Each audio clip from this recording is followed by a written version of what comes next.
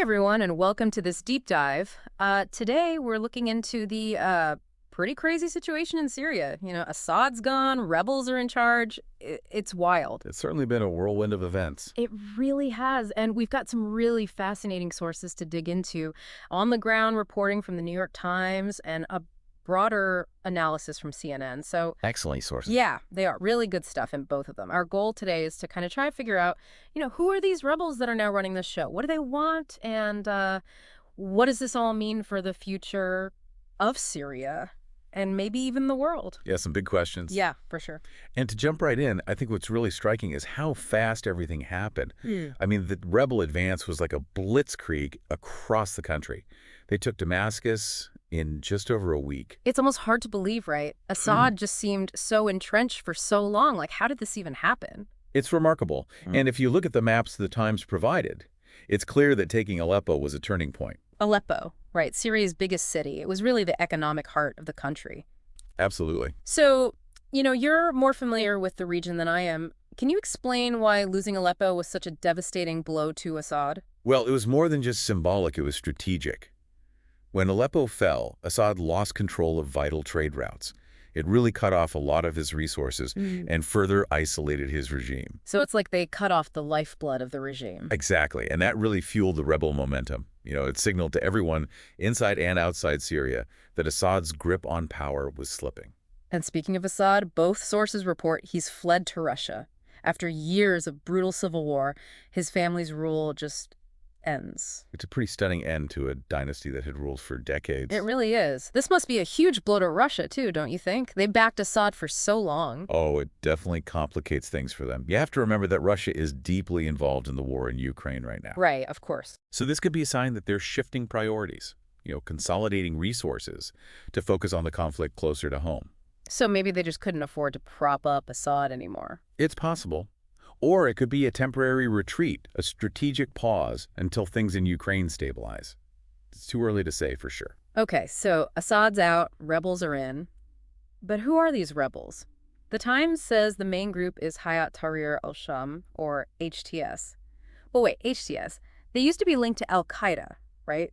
This seems kind of important. So what does this change actually mean for the average person in Syria? Yeah, it's definitely a complicated picture. HTS has a very, very controversial history. Understatement of the century. Yeah, but in recent years, they've tried to rebrand themselves. They've been trying to distance themselves from their extremist roots and present a more moderate image. So like a makeover? Sort of. They've been focusing on providing basic services in areas they control, establishing Sharia courts, things like that. They even work to maintain order and prevent looting in Damascus after Assad fell. Interesting. So their leader even dropped his nom de guerre, Abu Muhammad al-Jalani, and now goes by his real name, Ahmed al-Shara. I mean, is this genuine change or just a calculated power play? That's the million-dollar question. Some analysts see this as a pragmatic shift.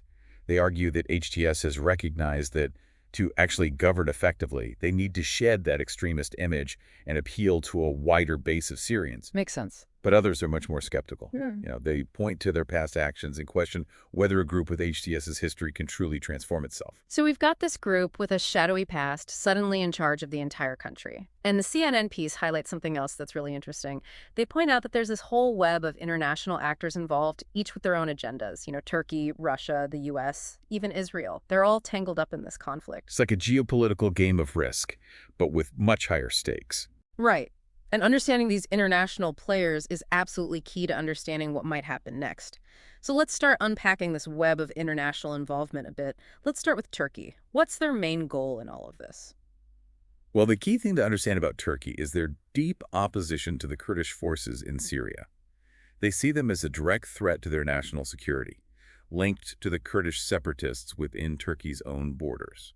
So their involvement in Syria is all about containing the Kurds.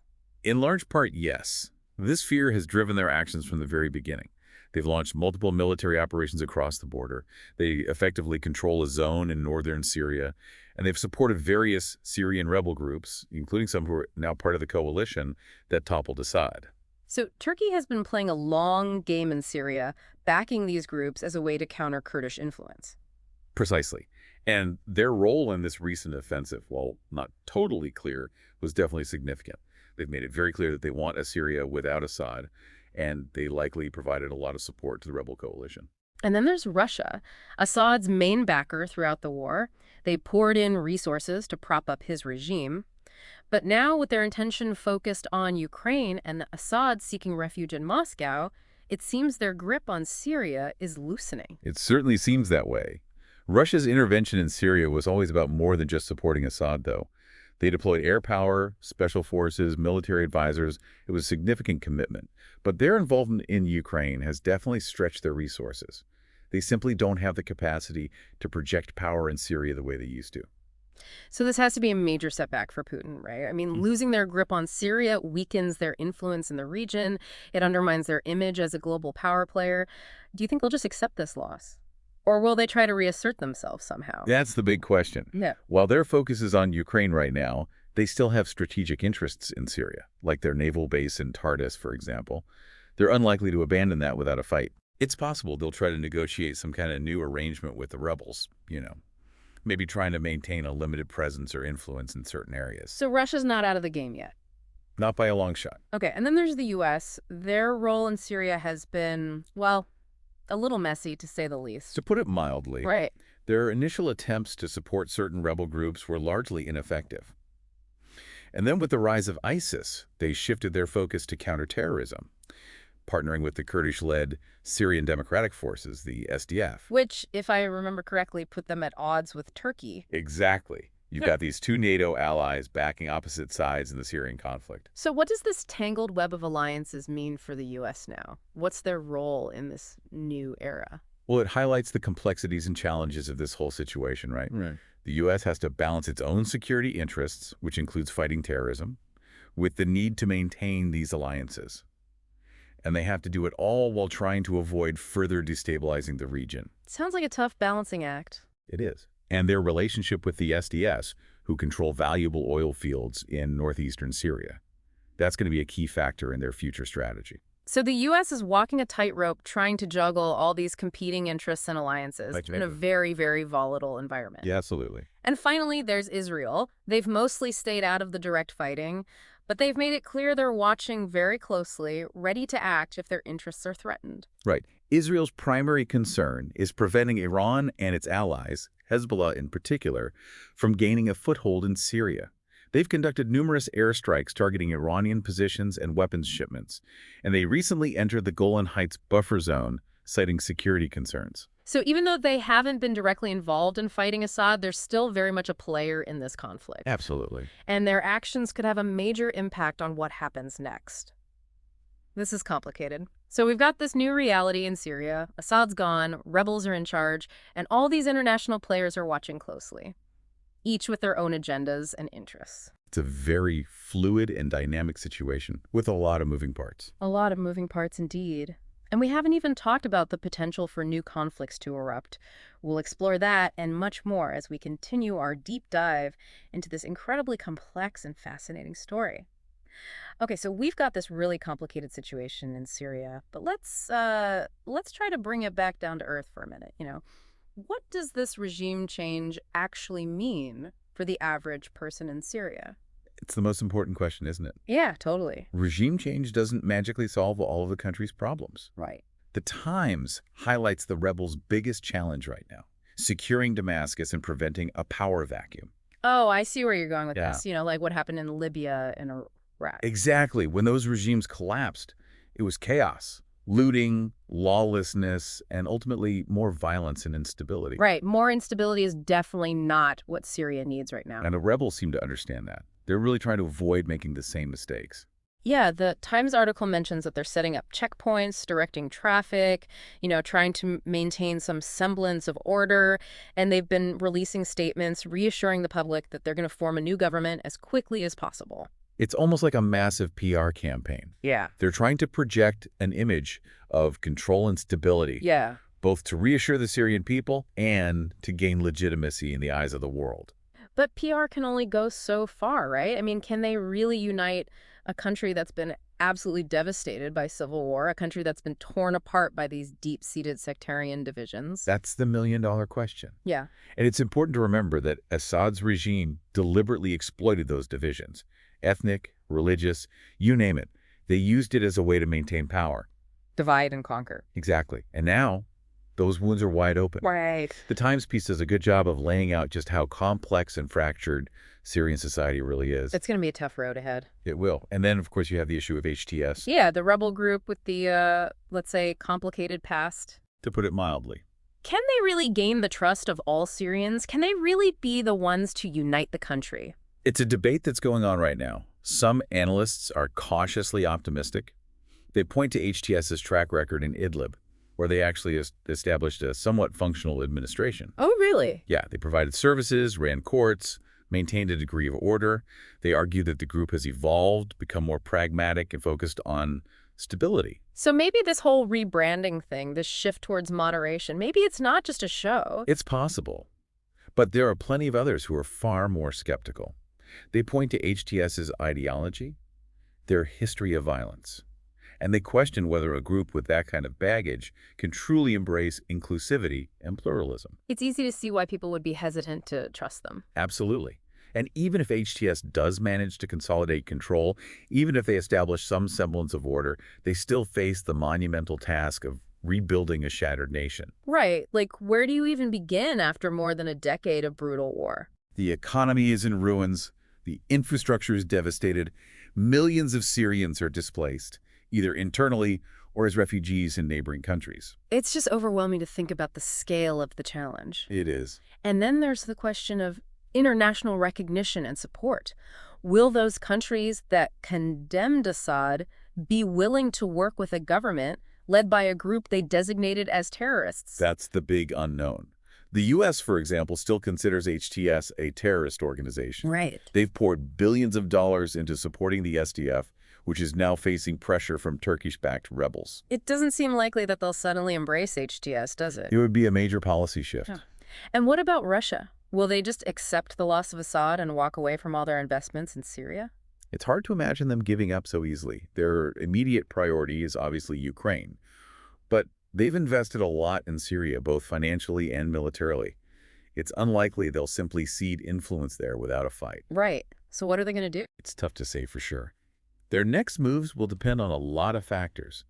The rebels' actions, the stance of other international players, the overall stability of the region. So many moving pieces. Exactly. And then there's the potential for new conflicts to erupt. I mean, we haven't even talked about all the other rebel groups, some backed by Turkey, some with their own agendas. It's a complex mix of factions with different goals and different backers, all operating in a very volatile environment. And the CNN article makes it clear that the ingredients for further conflict are definitely there. Yeah, the Free Syrian Army, for instance, recently captured territory from the SDF. So you've got this interplay of factions, different alliances, rivalries. And that's not even mentioning the Kurdish issue. Right. They've carved out their own autonomous region in the northeast, but Turkey sees them as a major threat. And Turkey has been very clear that they will not tolerate any further expansion of Kurdish control. And of course, the SDF, who are predominantly Kurdish, were the U.S.'s main partners in the fight against ISIS. So once again, you have the U.S. and Turkey,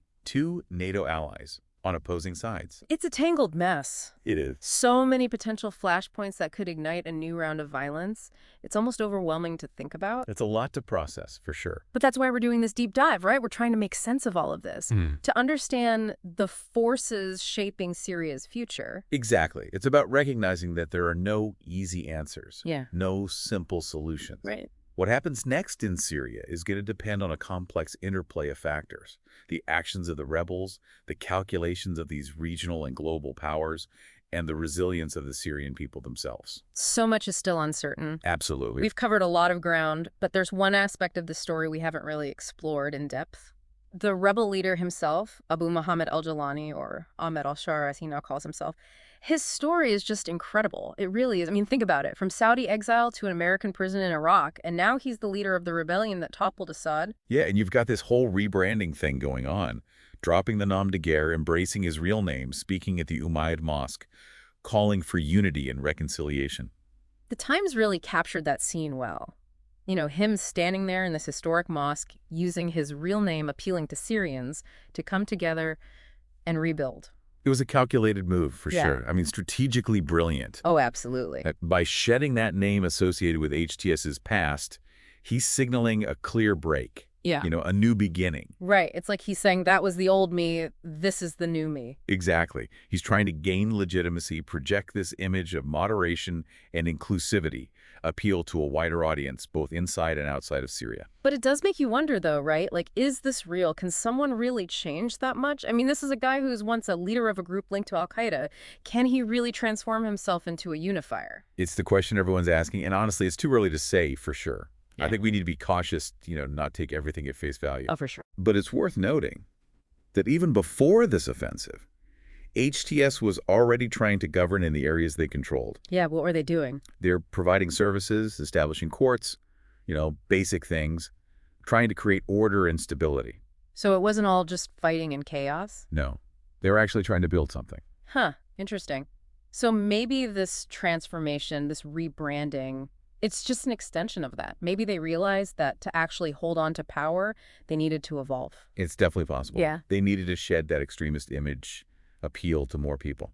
Fascinating. I mean, we're talking about a group with a really dark and violent past.